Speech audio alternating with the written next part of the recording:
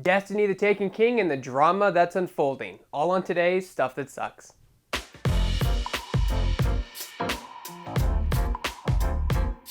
So before I get into this, I want to say a few things. It's been over a year since Destiny graced us on our consoles, and I for one thought it was something unique and different. It's a large, open-world-esque MMO, a first-person MMO, really kind of the first of its kind. And I think the game got a lot of flack for not being so story-driven visually. I think people expected a campaign similar to like Halo or something like Gears of War. But let's look beyond that. It was the first type of game to be released on console that was like a first-person MMO genre game. And you have to take into account that it wasn't a free-to-play or subscription or pay-to-play game, even though technically the game does have microtransactions.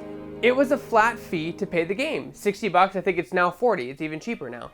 To which most MMOs are either free-to-play or subscription-based nowadays.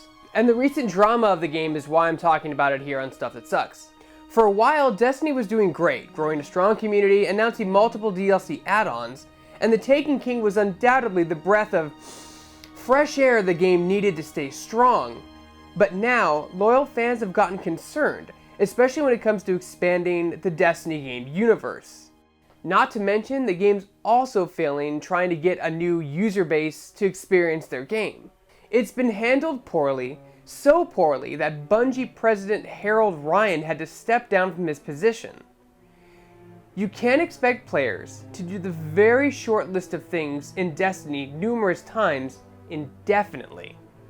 Really, I think all fans wanted from them was to just let them know that stuff was coming, things were being worked on, stuff was happening. And yes, we all know that Destiny is being worked on and expanded, but sometimes we just need to hear it from the developers' mouths to give us that peace of mind, that security, that something behind the curtain is indeed being worked on to improve our gaming experience.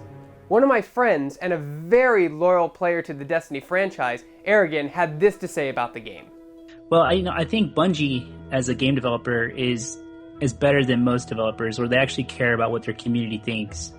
And they are trying with these live events to spark player interest.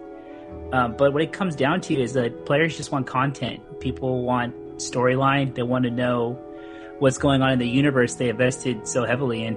Well, one of the things that Destiny kind of sucks as is explaining its lore and its story. They did better in Taken King, but I think to really hook new players and to keep the old ones playing is they need to expand upon the story a bit more. There's a lot of lore there that's in the Grimoire cards, and I think it would benefit Bungie if they would actually kind of explore that in the game. If I could change anything about Destiny, I'd probably have the option for raid matchmaking. One of the pain points for many players is they're not good at using the LFG apps and going into the community to look for raid players. If they had an option where players can only opt into a raid that's match made, that would probably get more people playing the raid, which is, I think, one of the selling points of Destiny. And I would actually lobby for private lobbies. That's the one thing that kind of hurts the PvP community. After all the drama and staleness of the current build of Destiny, Bungie reached out to players to take a survey and rate their experience in Destiny from a scale of 1 to 5. It's a good thing Bungie is trying. In fact, it's fantastic to have a huge company care so much about what their players think of their game. But they have a lot of work ahead of them if they want to keep their current players happy and acquire new Guardians into the fold, or darkness will certainly overtake the world once again. For more videos like this and everything else gaming related, you're already in the right place. You're on Shacknews.com. The Hive haven't been on Earth in centuries. That wizard came from the moon.